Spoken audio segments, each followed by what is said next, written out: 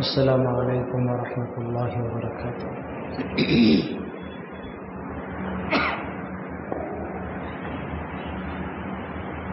الحمد للہ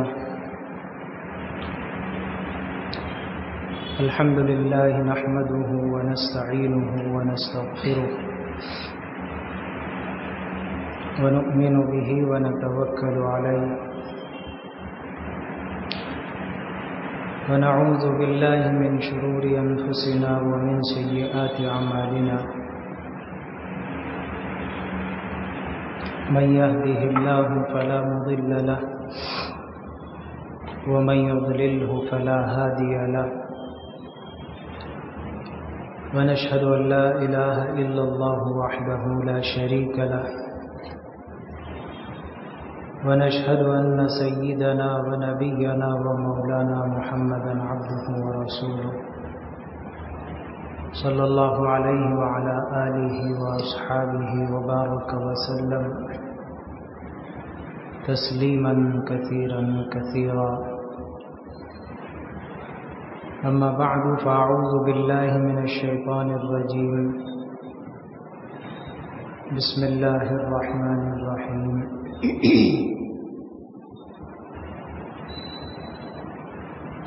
قل لا أجد فيما أوحي إلي محرما على طاعم يطعمه إلا أن يكون ميتة أو دما مسفوحا أو لحم خنزير فإنه رجس أو فسقا أهل لغير الله به. صدق الله العظيم. وقال النبي صلى الله عليه وسلم الحلال بين والحرام بين وبينهما مشتبهات أو كما قال عليه الصلاة والتسليم. صدق الله العظيم وصدق رسوله النبي الكريم ونحن على ذلك لمن الشاهدين والشاكرين والحمد للہ رب العالمین.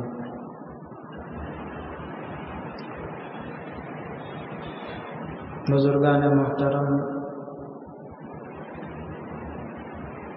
حاضرین گرامی قدر،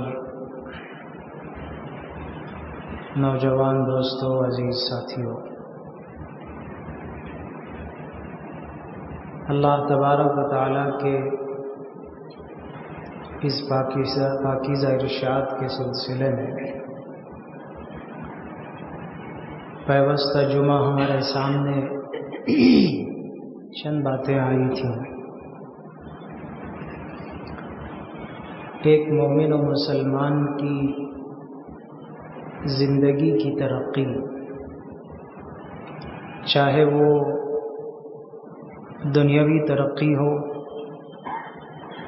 یا پھر آخرت کے اعتبار سے ترقی ہو، اللہ رب العزت نے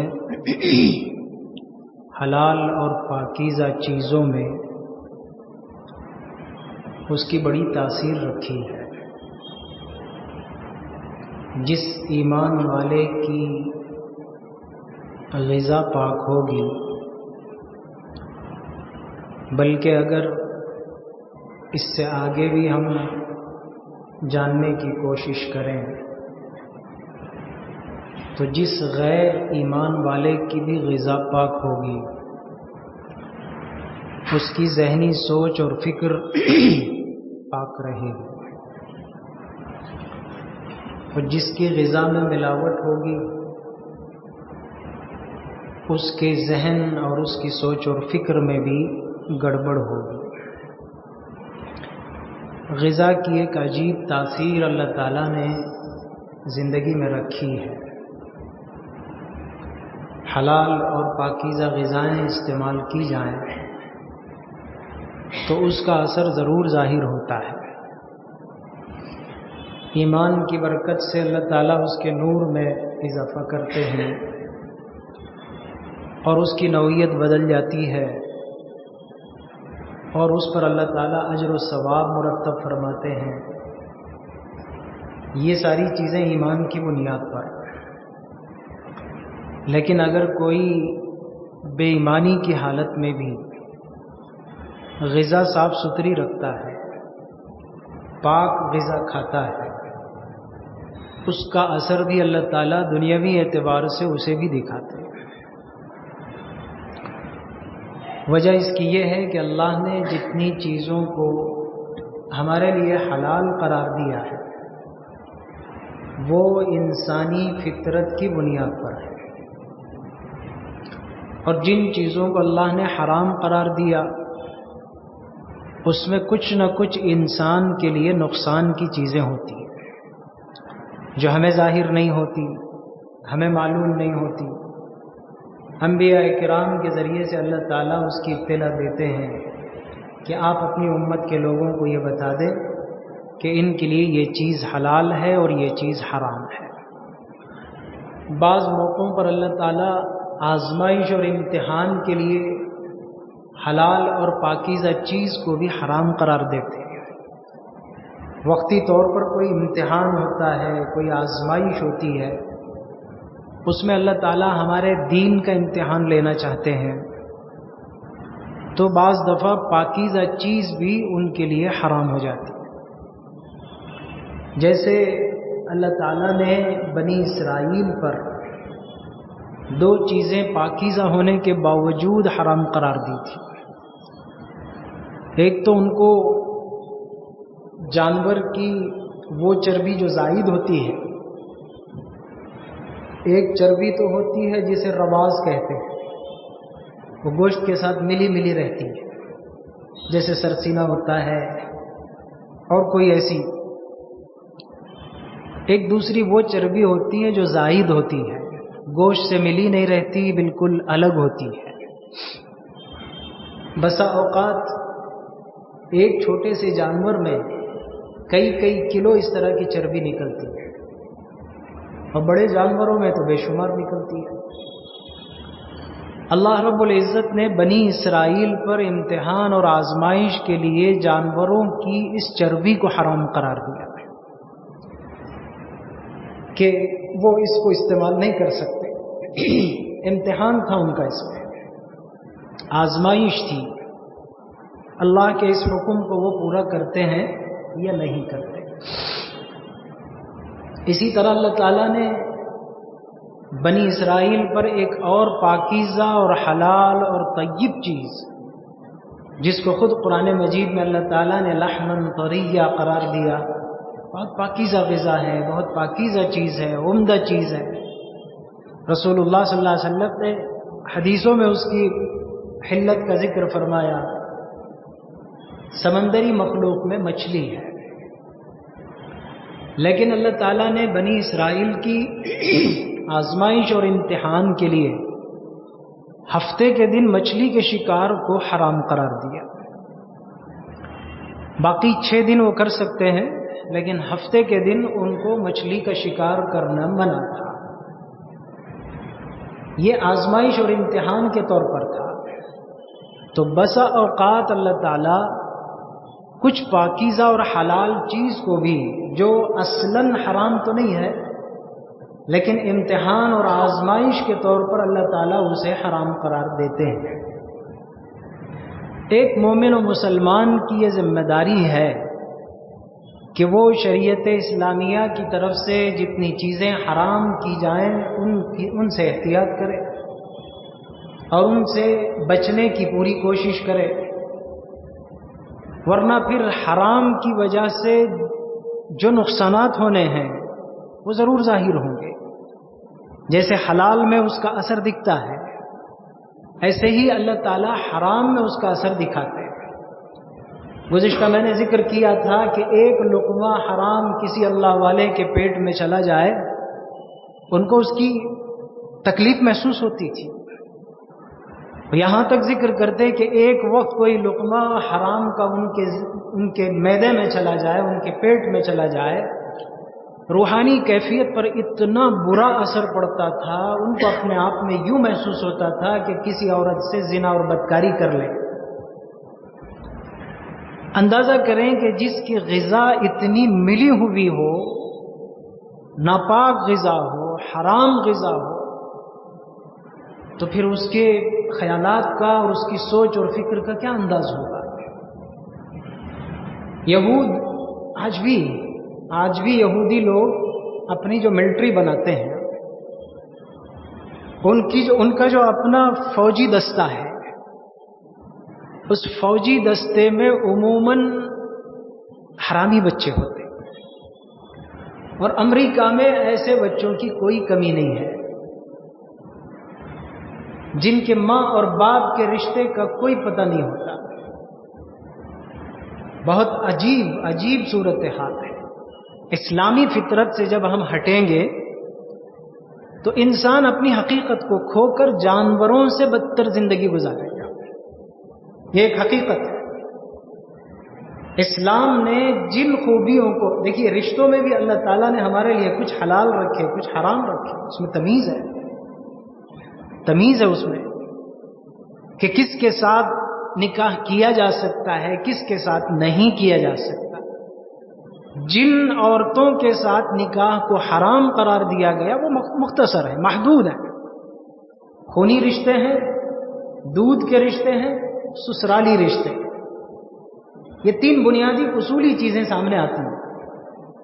آدمی کو خونی رشتے سے سگے بھانجی ماموں کے درمیان، بھتیجی اور چچا تایا کے درمیان، سگے بھائی بہن تو تصور بھی نہیں کر سکتے، سگے خالہ اور بھانجے کے درمیان، اس طرح کے قریبی رشتے ہیں خونی اعتبار سے، ان رشتوں کو حرام قرار دیا۔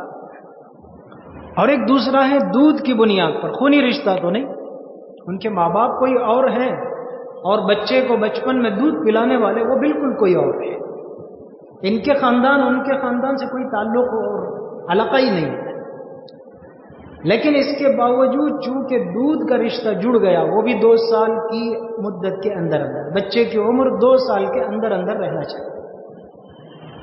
اس مدت کے اندر اگر کوئی اجنبی عورت کسی بچے کو یا بچی کو دودھ پلا دے، چاہے ایک ہی مرتبہ کیوں نہ ہو، اس کے حلق کے نیچے سے وہ دودھ اتر جائے، تو پھر ان کے بیچ میں شریعت کی طرف سے ایک رشتہ اور ایک حائل قائم ہو جاتا ہے کہ اب اس رشتے میں بھی وہ رشتے جو خون کی وجہ سے جڑتے ہیں وہ حرام ہو جاتے ہیں۔ اب وہ ماں بن جاتی ہے، دودھ والی ماں بن جاتی ہے۔ ایسے ہی ایک تیسرا اصول ہے سسرالی۔ کسی لڑکے کا کسی لڑکی سے نکاح ہو جائے اور ان دونوں کی رخصتی ہو جائے تو اس لڑکی کی ماں اس کے لیے ساس بن جاتی ہے اور زندگی بھر کے لیے حرام ہو جاتی ہے، چاہے ان دونوں کا رشتہ باقی رہے یا ختم ہو جائے کسی وجہ سے۔ مان لیجئے بالفرض چند سالوں کے بعد ان کا رشتہ ختم ہو گیا، طلاق ہو گئی، خلا ہو گیا یا جدائی ہو گئی کسی بھی طرح سے، لیکن اس لڑکی کی ماں جو ساس بن گئی تھی وہ موت تک حرام ہے، ان کا آپس میں نکاح نہیں ہو سکتا۔ تو اللہ رب العزت نے رشتوں میں اس طرح کی کچھ چیزیں رکھی ہیں کہ کون سے ہمارے لیے حلال، کون سے ہمارے لیے حرام ہیں، سوچے سمجھے بغیر ہم یہ نہیں کر سکتے۔ اسی طرح کسی بھی اجنبی مرد اور عورت کے درمیان میں جائز اور حلال زندگی کے لیے اللہ تعالیٰ نے نکاح کی کچھ شرائط رکھی۔ اس طریقے سے اگر وہ آپس میں ایک دوسرے کے ہو جائیں تو پھر حلال ہے، ورنہ تو پھر حرام ہے۔ زندگی بھی حرام اور اس کے ذریعے سے جو اولاد ہوگی وہ بھی حرام۔ لیکن آزاد زندگی کے تصور میں کہ مرد ہر آدمی آزاد پیدا ہوا ہے۔ میرا عنوان حلال و حرام کے سلسلے میں ہے، لیکن درمیان میں کچھ باتیں یاد آ رہی ہیں تو میں عرض کر رہا ہوں آپ سے۔ مغربی معاشرے میں آزادی کا اتنا تصور ہے کہ ہر بچہ آزاد پیدا ہوتا ہے، وہ کسی کا پابند نہیں ہے، اپنی خواہشات میں، اپنے جذبات میں اور اپنی پڑھائی تعلیم و تعلم میں، اپنے کھانے پینے میں، ہر چیز میں وہ آزاد ہوتا ہے، اسے کسی قسم کی کوئی رکاوٹ نہیں۔ ایک لڑکا اور لڑکی اپنی پسند سے اگر وہ ایک دوسرے کے ساتھ اپنی خواہشات کی تکمیل کرنا چاہیں اور روڈ پر کریں روڈ پر، فٹ پاتھ پر، پبلک کے بیچ میں، تو آپ ان کو روک نہیں سکتے، آپ ان کو دیکھ بھی نہیں سکتے گھور کر. ان کو منع کرنا، ان کو روکنا آپ کے لیے جرم ہوگا، لیکن ان کی وہ حرکت جرم نہیں ہوگی. بھئی ان کی خواہش ہے، کسی کی خواہش میں آپ کیوں آڑے بنتے ہیں؟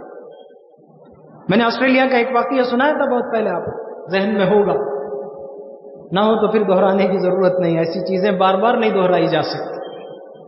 حیا کس سے متعلق چیز ہے؟ اسلامی فطرت سے، اسلامی قانون سے، انسانی فطرت سے، اللہ کے ضابطے اور اس کے قانون سے جب ہٹیں گے، جانوروں سے بدتر ہو جائیں گے. اللہ نے جانوروں میں بھی کچھ سلیقے رکھے ہیں، حیا والے جانور بھی اللہ تعالیٰ نے رکھے ہیں، ان کے اندر بھی اللہ تعالیٰ نے کچھ نہ کچھ حیا کا مادہ رکھا ہے. لیکن انسان جب اس لائن سے ہٹتا ہے تو پھر وہ اس سے بھی نیچے اتر جاتا ہے. آپ ان کو منع نہیں کر سکتے، ان کو روک نہیں سکتے. گزشتہ سفر میں ایک صاحب نے ایک واقعہ سنایا، بہت دل کو تکلیف ہوئی، بہت ہی درد ہوا کہ کیسی عجیب زندگی ہے. ایک غیر مسلم فیملی ہے، غیر مسلم گھرانہ ہے. ان کی بیٹی کا کسی لڑکے سے عشق ہو گیا. امریکہ کی بات بتا رہا ہوں. ان کی بیٹی کا کسی لڑکے سے تعلق ہو گیا. یہ تو عام بات ہے، اس میں کوئی کسی کو منع نہیں کر سکتا، کوئی روک نہیں سکتا. ماں باپ روک نہیں سکتے تو پھر کوئی دوسرا کہاں روکے گا؟ میں آپ کو ایک بات درمیان میں پھر اسی سے متعلق بتا دیتا ہوں. ایک صاحب باتوں بات میں کہنے لگے کہ حضرت، میرا نواسا یا پوتا تھا کوئی، بہرحال ان کا چھوٹا سا بچہ، یہ بیبی سٹنگ کو جا رہا ہے. کیا کہتے ہیں اسے؟ Kinder garden. بالکل ابھی 0 کلاس کو جا رہا ہے اسکول میں، امریکہ میں. اور یہ میں کیلیفورنیا کی بات بتا رہا ہوں آپ کو. یہ 0 کلاس کو جا رہا ہے. اس کی ذہن سازی یہ ہو رہی ہے کہ تم آزاد پیدا ہوئے ہو، تمہارے پیچھے کسی کا کچھ نہیں ہے، تم اپنی مرضی کی زندگی گزار سکتے ہو، تمہارے ماں باپ بھی تمہیں کسی چیز میں مجبور نہیں کر سکتے. اگر وہ کسی چیز میں تمہیں مجبور کریں تو ہمیں آ کر بتانا، یا پھر اس نمبر پر پولیس کو کال کرنا. بیبی سٹنگ میں تعلیم ہو رہی ہے. وہ خود اپنے گھر کا قصہ ہمیں آ کر مسجد میں بیٹھ کر سنا رہے ہیں. یہاں کی صورتحال ایسی ہے. 0 کلاس سے بچے کو یہ سکھایا جا رہا ہے تم آزاد پیدا ہوئے. بھئی آزاد پیدا ہوتے تو کسی درخت کے پتے بن جاتے. ماں کے پیٹ سے کیوں پیدا ہوئے؟ باپ کے نطفے کی ضرورت کیا تھی؟ جب یہی بات ہے کہ تم آزاد پیدا ہوئے ہو، آزادی کا تصور تو اسلام نے دکھایا، اور تم نے کالوں کو جہازوں میں بھر بھر کر ان کا قتل کر کے، ان کے ساتھ ظلم کر کے، ان کو آج تک بھی غلام بنا رکھا ہے، اور کہتے ہو کہ آزاد ہیں. یہاں سبق پڑھاتے ہو بچوں کو کہ تم آزاد ہو، آزاد پیدا ہوئے، تمہیں کوئی پوچھنے والا نہیں. تمہارے ماں باپ بھی نہیں پوچھ سکتے. کھلی بات. ماں باپ بھی اگر تمہیں تنگ کریں تو ہمیں آ کر بتانا، یا پھر اس نمبر پر کال کرنا. اور جو پوری دنیا کو ذہنی غلام بنا کر رکھے وہ کچھ نہیں. تو وہ غیر مسلم فیملی کی بیٹی، ان کی لڑکی کسی غیر مسلم لڑکے کے ساتھ اس کا تعلق ہو گیا. اب چونکہ شروع ہی سے ان کی ذہن سازی آزادی والی ہے کہ تم آزاد ہو، تم اپنے حق میں آزاد ہو، کچھ بھی کر سکتے، تو اس کی ہمت اتنی ہوئی کہ وہ لڑکے کو اپنے گھر لے کر آئی، بغیر نکاح کے، بغیر شادی کے، بغیر اجازت کے، بغیر ماں باپ کی رضامندی کے. میں آپ کو بتا رہا ہوں، معاشرہ جب اسلامی طریقے اور قانون سے ہٹتا ہے تو پھر کس قدر نیچے گرتا ہے. تو اس لڑکے کو گھر لے کر آ گئی. ماں باپ کو ظاہر سی بات ہے، لازمی بات ہے، غصہ آیا. انہوں نے اسے منع کیا، سمجھانے کی کوشش کی، بہت کوشش کے باوجود بھی لڑکی نہیں مانی کہ نہیں، یہ میرا بوائے فرینڈ ہے، میرے ساتھ رہے گا. ماں تو خیر بہرحال کچھ نرم دل ہو سکتی ہے، اور وہ بچوں کے بارے میں کچھ بہت زیادہ وسعت کی سوچ رکھتی ہے، تو ماں نے تھوڑی سی گنجائش دے دی اور باپ کو سمجھانے کی کوشش کی کہ چھوڑو رہنے دو، پھر اس کو بات سمجھا لیں گے، پھر وہ کر لیں گے. لیکن باپ بہت طیش میں تھا، بہت غصے میں تھا، ہرگز نہیں ہو سکتا. تو زیادتی کی اس نے، شاید ہو سکتا ہے 1-2 چانٹے لگا دیے ہوں یا کچھ دگا پیل ہو گئی ہو، کچھ سختی کر دی ہو اس نے. تو اس بیٹی نے، اس جوان بیٹی نے پولیس کو فون کر دیا کہ میرے ماں باپ میرے ساتھ زیادتی کر رہے ہیں، ظلم کر رہے ہیں اور میری خواہش میں آڑے بن رہے ہیں. پولیس گھر آئی فوراً، اور وہ اتنی حساس ہوتی ہے، پولیس کا معاملہ اتنا حساس ہوتا ہے، سیکنڈوں میں، منٹوں میں آپ کے پاس وہ پورا گھیراؤ کر لیں گے. ایسا ہو جائے گا کہ گویا بہت بڑا کوئی مسئلہ پیش آ گیا. یہاں کی صورتحال بڑی عجیب ہے. ہم ایک مسجد میں ٹھہرے تھے، وہاں بار بار سائرن کی آواز آتی تھی. یہ جو ایمبولینس چلتے ہیں اور پھر وہ فائر بریگیڈ چلتے ہیں تو ان کا ایک ساؤنڈ ہوتا ہے، ایک سائرن ہوتا ہے، بار بار آواز آ رہی ہے. تو وہاں کے ساتھیوں سے ہم نے پوچھا کہ کیا بات ہے، یہاں کچھ حادثے زیادہ ہوتے ہیں؟ تو کہنے لگے کہ کہیں کہیں آگ لگ جاتی ہے، کچھ حادثہ ہو جاتا ہے. اتفاق ہوتا ہے ایسا، لیکن ایک عجیب بات یہاں کی یہ ہے، ہر چھوٹے چھوٹے معاملے کے لیے جب گھر سے کوئی کمپلینٹ کسی پولیس اسٹیشن کو جاتا ہے، فون جاتا ہے، تو یہاں کا قانون یہ ہے کہ 3 چیزیں بیک وقت جانی ہیں. ایک تو پولیس بھی جائے گی، دوسرا فائر بریگیڈ بھی جائے گا، تیسرا ایمبولینس بھی جائے گی. انہوں نے ایک عجیب واقعہ سنایا، لطیفہ بھی لگا اور سوچنے پر مجبور بھی ہوئے. بہت ہی عجیب سا محسوس ہوا کہ ایک مرتبہ ایک عورت نے پولیس کو کال کیا. کال کیا کرتی ہے کہ میری بلی درخت پر چڑھ گئی ہے، نیچے نہیں آ رہی ہے. وہ پیٹ سے ان کو بڑی محبت ہے، اپنی اولاد سے زیادہ وہ کتوں کو، بلیوں کو، ان کو وہ دیکھ بھال کرتے ہیں، ان کی پرورش کرتے ہیں. تو اس نے پولیس کو جو کمپلینٹ کیا ہے کہ میری بلی درخت پر چڑھ گئی ہے، نیچے نہیں آ رہی ہے، اس کال پر یہ تینوں آتے ہیں. فائر بریگیڈ بھی آئے گی، ایمبولینس بھی آئے گی، پولیس بھی آئے گی. وہ گھیراؤ کر کے تینوں طرف سے اسے بڑے سلیقے سے، وہ تو ہیں، وہ اخلاق ان کے ماننے کے ہیں، ہمیں سیکھنے کے بھی ہیں. بڑے سلیقے سے، بڑے کیا کہتے ہیں، حکمت سے اور بڑی پالیسی کے ساتھ ایک انسان سے زیادہ اسے اہمیت دے کر پھر اسے نیچے اتارتے ہیں، پھسلا کر اسے وہ کر کے اس کے سر پر ہاتھ پھیر کر پھر ان کے حوالے کرتے ہیں. یہ ایک عجیب بات ہے ان کی. تو فون جب کریں تو پھر فوراً یہ سب آ جاتے ہیں. تو ان کے گھر کا گھیراؤ ہو گیا. اب یہ ماں باپ پریشان ہوئے، بیٹھ کر بات کیا ہو رہی ہے، مسئلے کا حل کیا ہو رہا ہے، سوچنے کی بات ہے، غور سے سمجھیں. اپنی بیٹی کی خواہش کے لیے پولیس والوں نے بالآخر مجبور کیا کہ ماں باپ اس گھر میں نہیں رہ سکتے، آپ باہر چلے جائیں. ماں باپ کو باہر کر دیا. آپ کو ان کے ساتھ اس حرکت میں پسند نہیں ہے رہنا تو آپ باہر چلے جائیں، لیکن ان کو باہر نہیں کر سکتے. یہ حالت ہے. میں اسلام کے قوانین اور اس کے ضابطے آپ کو بتا رہا ہوں کہ جو شریعت کے حدود ہیں، جن چیزوں کو اللہ نے حلال اور حرام قرار دیا، بڑی حکمت ہے اس میں، بڑی مصلحتیں. ان سے ایک قدم بھی پیچھے ہٹیں گے انسانیت سے بھی نیچے اتر جائے. خیر مجبور ہوئے، کیا کرتے؟ اپنے گھر سے خود کو باہر کر دیا جائے، ماں باپ کو باہر کر دیا جائے اور بچوں کی آزادی کر دی جائے. خیر بہرحال وقت آیا گیا، بات ختم ہوئی اور کسی طرح یہ معاملہ تھوڑا سا ٹھنڈا ہوا تو وہ ماں باپ پریشان ہو کر فیصلہ لے کر اپنی بچی کو ساتھ لے کر ہندوستان واپس آ گئے. پھر ہمیں امریکہ کی ضرورت نہیں. غیر مسلم فیملی کا واقعہ ہے.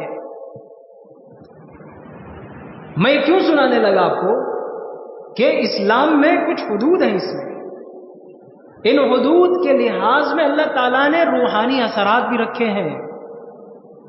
اسرائیل کی بہت بڑی فوج کی ایک بڑی تعداد ایسے حرامی بچوں کی ہے جو وہاں پیدا ہوتے ہیں. ان کے باپ کا کوئی پتہ نہیں، ان کے ماں باپ کا کوئی آپ سوچ بھی نہیں سکتے کہ کون ہے، کیا ہے، کدھر ہے، ایسے بچوں کو چنتے ہیں۔ بہت سے لوگ تو ایسے ہیں کہ اس کو چھوڑ کر چلے جاتے ہیں اپنے بچوں کو، ماں بھی چھوڑ دیتی ہے، باپ کو تو بالکل ضرورت ہی نہیں ہے۔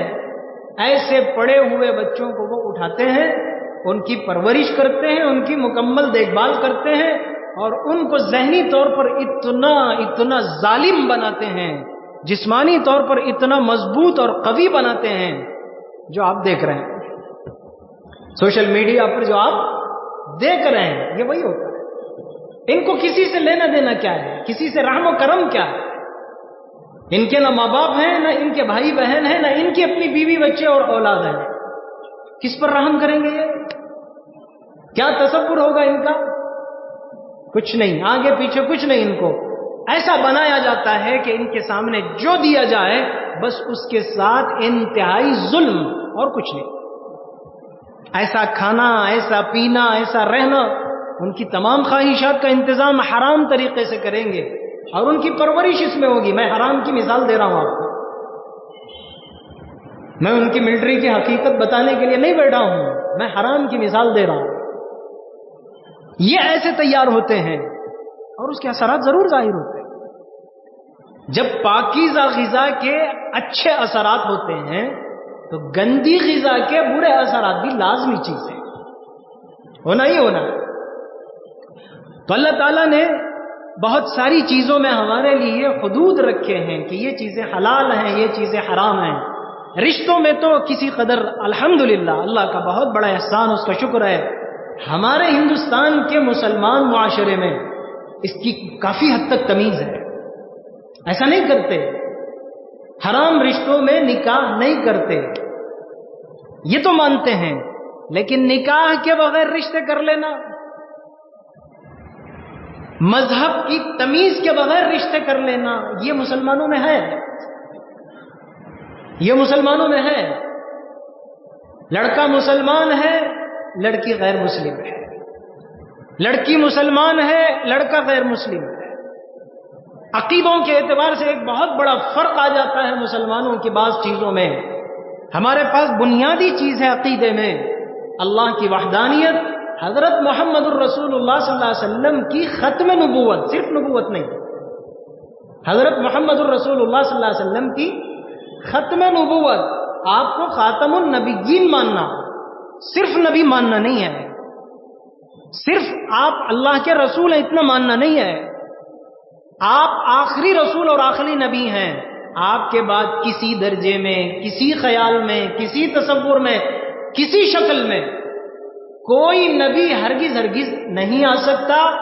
اگر کوئی نبوت کا دعویٰ کرتا ہے تو اسی دعوے کے پہلے لفظ کے ساتھ جھوٹا ہے، ہم کسی صورت میں نہیں مان سکتے۔ یہ مضبوط عقیدہ ہے ہمارا۔ اس عقیدے کے فرق کے ساتھ جو اگر نکاح کر لیا جائے تو پھر وہ نکاح بھی منعقد نہیں ہو سکتا۔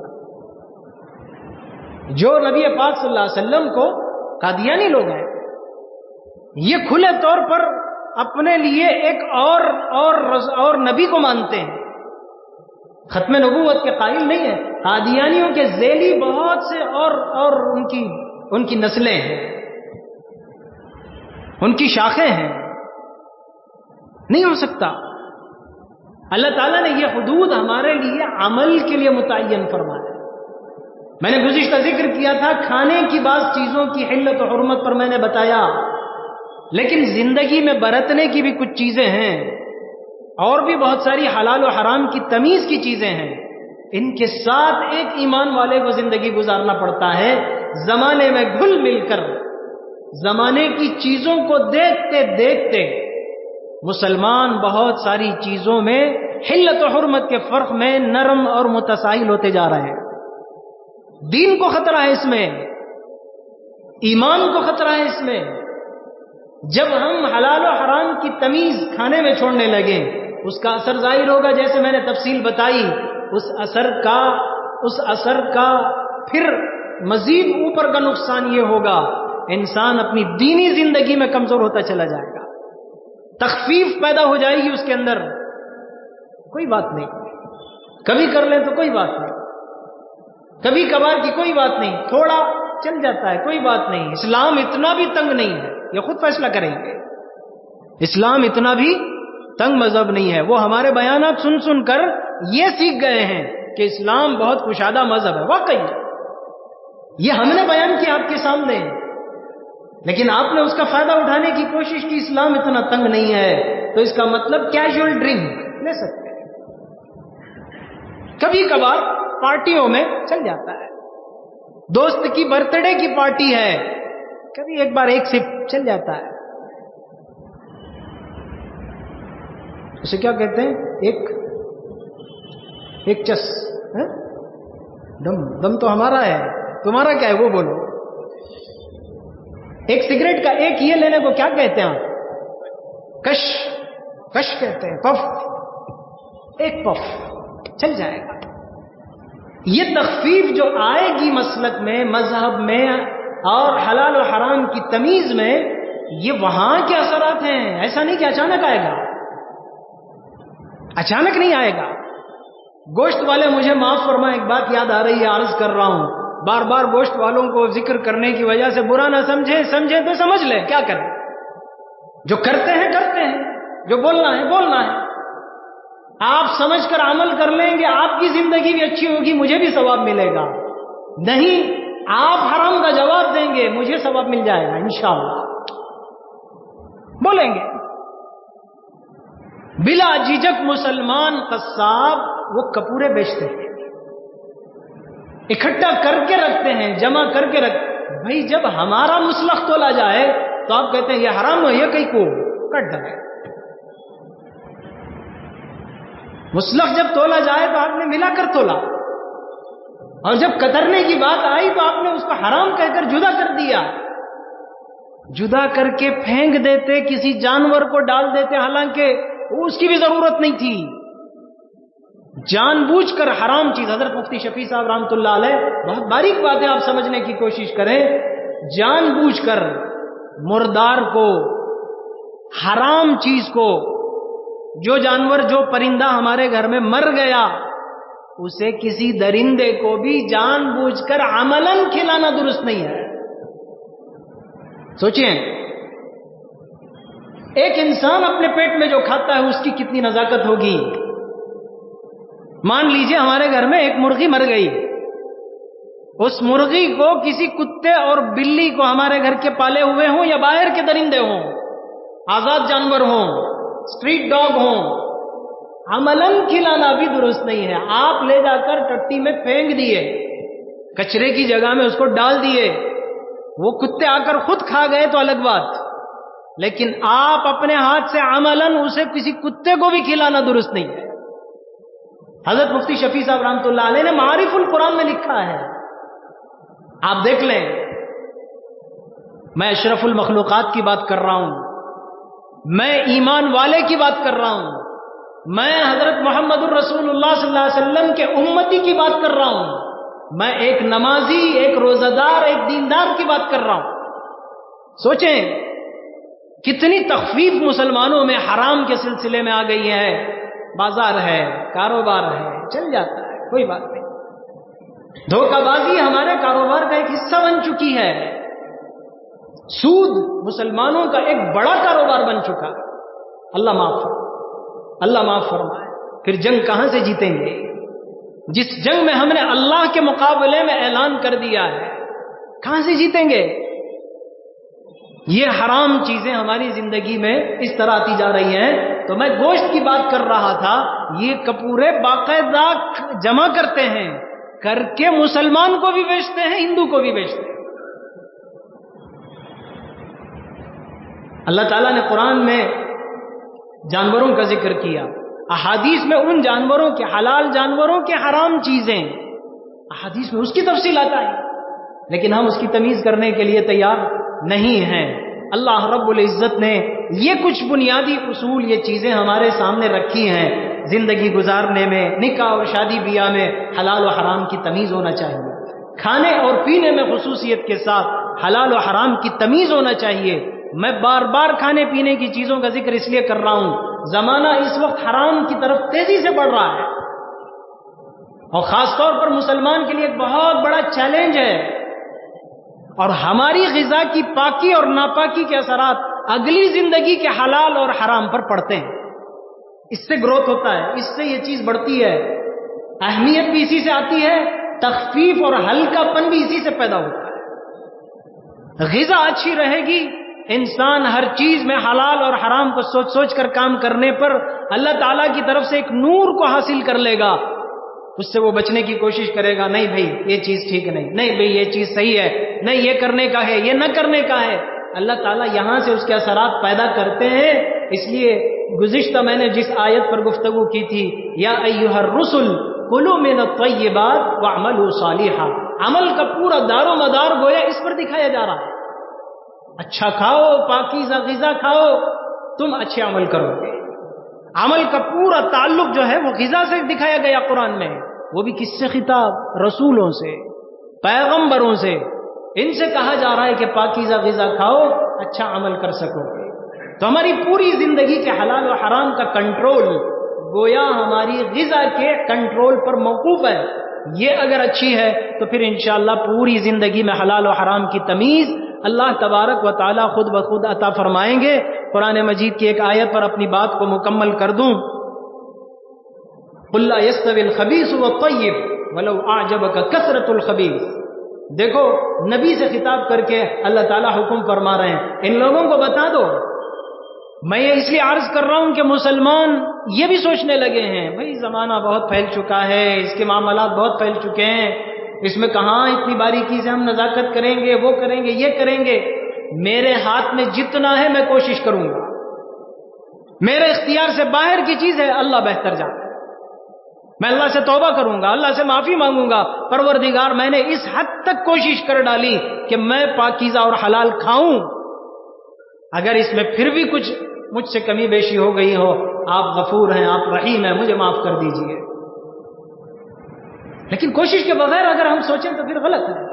اللہ تعالیٰ فرما رہے ہیں قل، ان سے کہہ دیجئے، یہ صحابہ اولین مخاطب تھے، میں اور آپ قیامت تک مخاطب ہیں اس کے.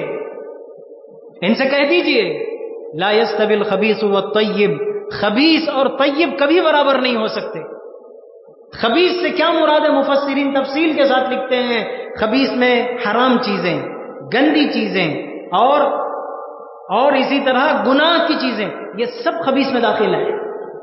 طیب اسی طرح، طیب میں وہ ساری چیزیں آ جاتی ہیں جو اس کے بالکل الٹا ہوتی ہیں، پاکیزہ چیزیں، حلال اور طیب چیزیں. اسی طرح نیکی کی چیزیں، یہ کبھی دونوں آپس میں برابر نہیں ہو سکتے. لا یستوی الخبیث والطیب ولو اعجبک کثرت الخبیث، اگرچہ کے زمانے میں خبیث کے پھیل جانے کی کثرت آپ کو تعجب میں ڈال دے. ہر قدم پر تو پھیلا ہوا ہے. خبیث کی کثرت اگرچہ آپ کو تعجب میں ڈال دے، لیکن یہ دونوں کبھی برابر نہیں ہو سکتے. مجھے اور آپ کو بحیثیت مسلمان اور بحیثیت مومن، بحیثیت اللہ کے حکموں کا پابند، اللہ کے رسول کے طریقے اور ان کی سیرت اور زندگی کا پابند ہونے کے، مجھے حلال و حرام کی تمیز لازمی ہے. یہی میری عزت ہے، یہی میری برکت اور میرے لیے کامیابی ہے، دنیا میں بھی اور آخرت میں بھی. اللہ رب العزت مجھے اور آپ کو اس کی سمجھ نصیب فرمائے، اور خیر و برکت والی پاکیزہ غذائیں ہم سب کو اللہ تعالیٰ نصیب فرمائے. یہ صرف غذا پاک ہوگی تو صرف غذا کی برکت نہیں، اللہ تعالیٰ پوری زندگی میں اس کی برکت دکھائیں گے. اللہ وہ برکتیں، وہ ثمرات مجھے اور آپ کو نصیب فرمائے. زمانے کے حرام سے اللہ ہم سب کی بھرپور حفاظت فرمائے. آمین. وآخر دعوانا ان الحمد للہ رب العالمین.